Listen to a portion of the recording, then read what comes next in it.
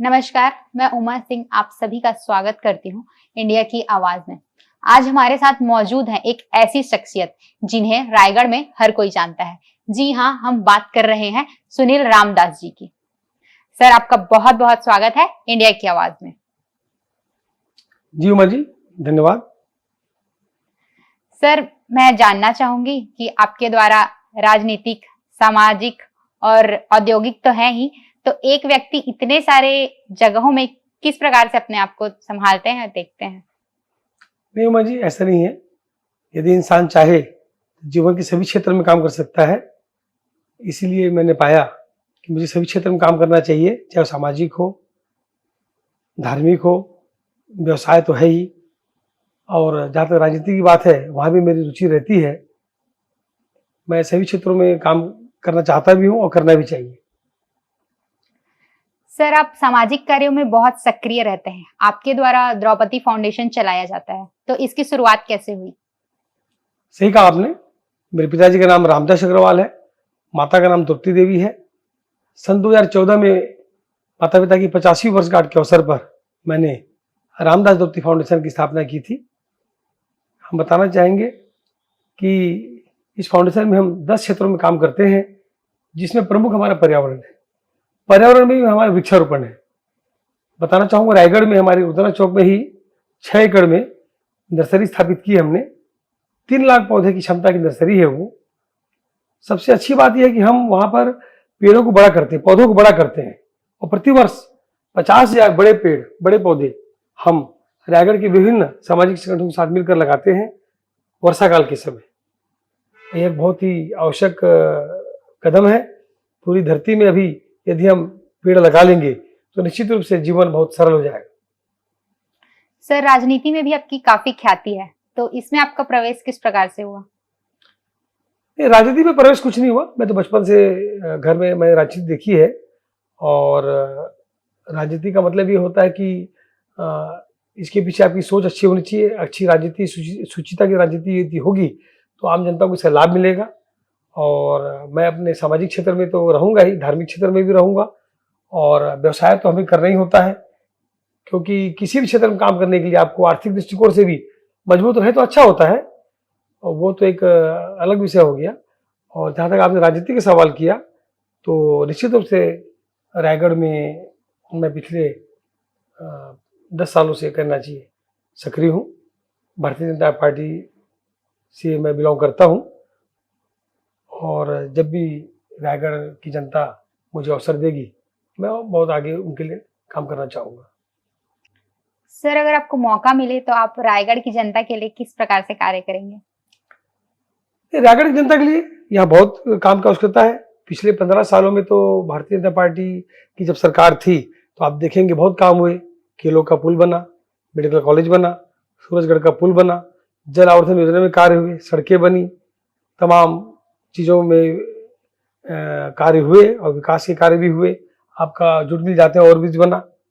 अभी कोता रोड का ओवरब्रिज जो बना है वो हमारे भारतीय जनता पार्टी के कालखंड में ही स्वीकृत हो गया था, अभी वो स्टार्ट हुआ है।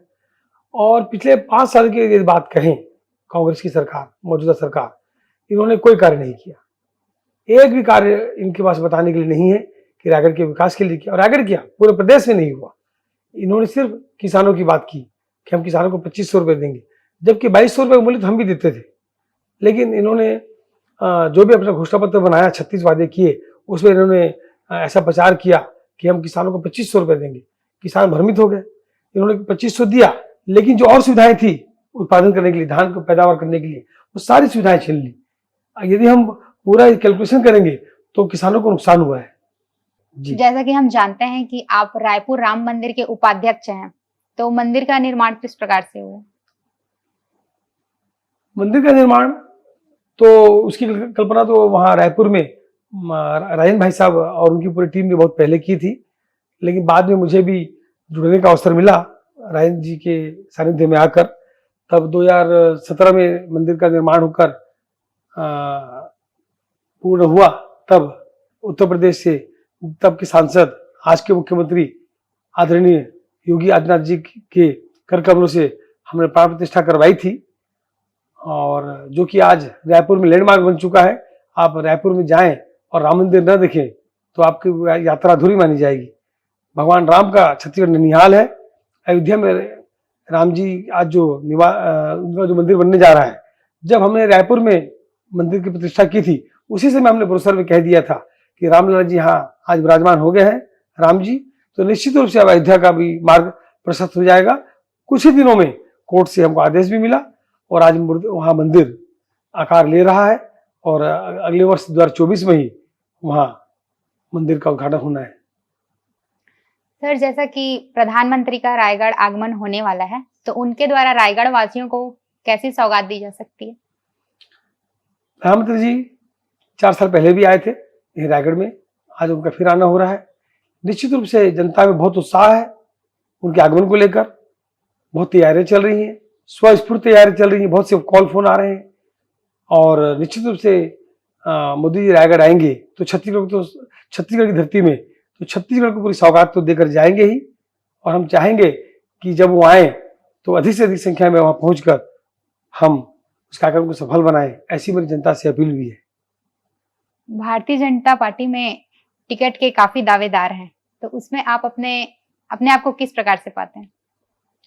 निश्चित रूप से उमा जी, भारतीय जनता पार्टी विश्व की सबसे बड़ी पार्टी है, तो निश्चित रूप से दावेदार भी बहुत होंगे और वो भी सीनियर दावेदार हैं। रायगढ़ में कोई कमी नहीं है, हमारे पास रायगढ़ में चेहरों की कोई कमी नहीं है और पार्टी जिसको भी मौका देगी हम पुरजोर रूप से उसको जिताएंगे, क्योंकि हमें न केवल रायगढ़ में पूरे छत्तीसगढ़ में भारतीय जनता पार्टी का परचम लहराना है।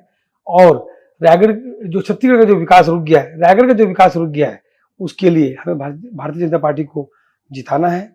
रहा सवाल मेरा, तो निश्चित रूप से मैं 2 दशक से कम भारतीय जनता पार्टी के साथ काम कर रहा हूँ, हिंदुत्व विचारधारा के साथ काम कर रहा हूँ, सर्व समाज के लेकर चल रहा हूँ। और मेरे को यदि पार्टी अवसर देती है तो निश्चित रूप से मैं बहुत अच्छा कार्य करना चाहूँगा और रायगढ़ के विकास में मैं अपना योगदान दूंगा। मुझे जहाँ भी जाना पड़ेगा, जिस चीज़ की आवश्यकता होगी यहाँ की जनता के लिए, यहाँ की जनता, प्रत्येक जनता के चेहरे में मैं मुस्कान देखना चाहूँगा और मैं प्रयासरत हूँ। पिछले 2 बार भी मैंने टिकट की मांग की थी, मेरी बहुत अच्छी स्थिति थी, लेकिन इसका यह मतलब नहीं होता कि मुझे ही दिया जाए। इस बार भी बातें हो रही हैं, प्रयास अपना अपना है और मैं चाहूँगा कि रायगढ़ के विकास के लिए भारतीय जनता पार्टी को जिताएं। अवसर किसी को भी मिले, आप सभी का साथ चाहिए। धन्यवाद सर, आपका बहुत बहुत धन्यवाद हमें अपना कीमती समय देने के लिए। जी धन्यवाद उमा जी, आपके इंडिया की आवाज चैनल को मैं बधाई देता हूँ, आपने मुझे अवसर दिया, इसके लिए बहुत बहुत धन्यवाद। तो ये थे हमारे साथ समाज सेवी और भाजपा नेता सुनील रामदास जी। अगर इनको मौका मिला तो इनके द्वारा रायगढ़ के लिए जरूर बहुत सारे कार्य किए जाएंगे। तो ऐसी ही खास विशेष शख्सियत को देखने के लिए हमारे साथ बने रहे इंडिया की आवाज में।